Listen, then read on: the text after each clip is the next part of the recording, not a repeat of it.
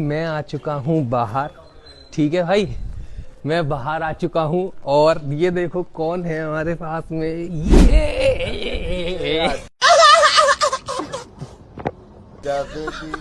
Sorry गाना गा रहे थे, बाहर निकल के यही तो देखो देखो कितना फर्क है उवैस और इसमें। अगर उवैस को लोग पसंद करते हैं ना तो उसकी वजह है।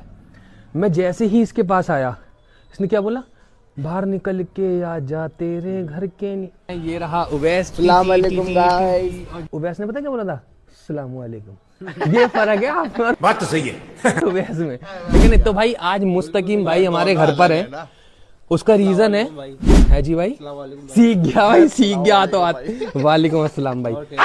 हाँ जी भाई खैरियत है। और कहाँ चल रहा हुआ, कहाँ जा रहा है आप? बस जो हम पूरे दिन में हंसी मजाक करते हैं वही जरा लोगों को थोड़ी सी झलक दिखानी है, क्योंकि पूरे तो दिखा नहीं पाते हम, है ना, ज्यादा ओवर हो जाता है तो हम गालियां बकने लग जाते हो।